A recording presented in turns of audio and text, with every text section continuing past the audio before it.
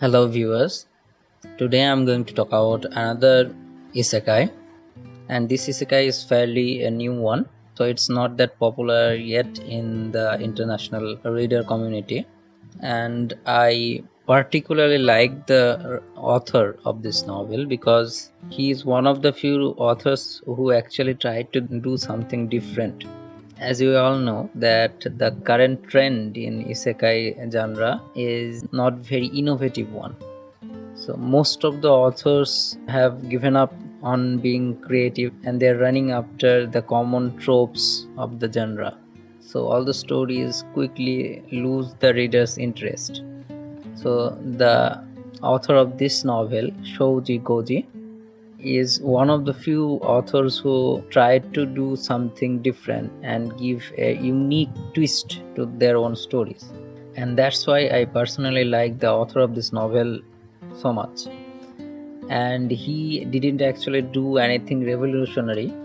He just tried to add some creativity into his work, and actually that's all that is needed to make the story a little bit more interesting than the others. So the name of this novel is Loner Life in Another World, and the Japanese version would be Hitoribocchi no Isekai Kouryaku. The name of the main protagonist of this novel is Haruka. He is a self-proclaimed loner. He is a high schooler. So the story starts when a god from another world summons Haruka's entire class into his world. And Haruka is actually quite a bit intelligent. So when he noticed the glowing magic circle on the floor, the first thing he did was to escape.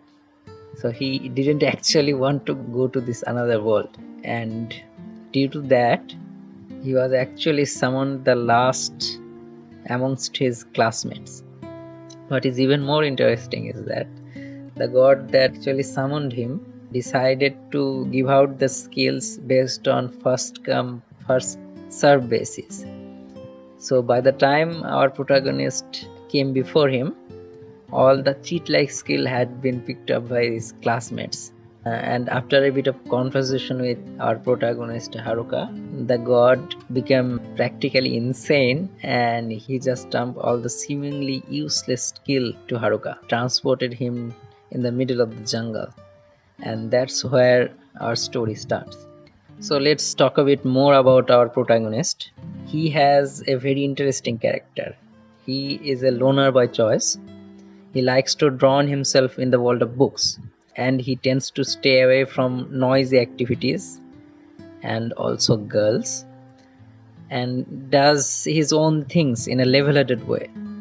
Above all, he enjoys his own company. So we can say that he is a true loner. He is unlike Hachiman Hikigaya from Oregairu, who was only a fake loner. Now let's talk about the novel itself.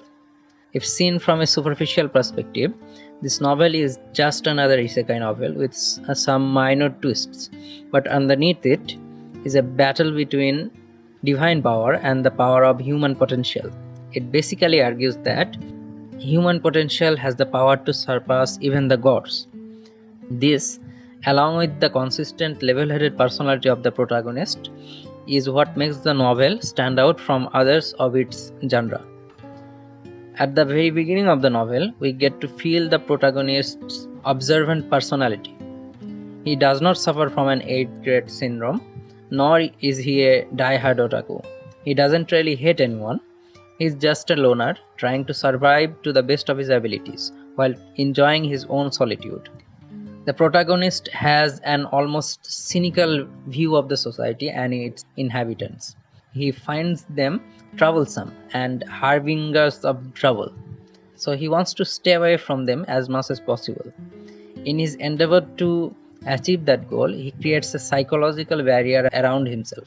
A good example of that would be his inability to remember his classmates' names. He just generalizes the people around him in certain categories depending on their personality traits and calls them as such.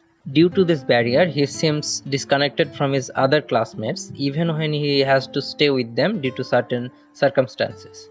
Even if he helps them, he does so that they can leave him alone a little faster.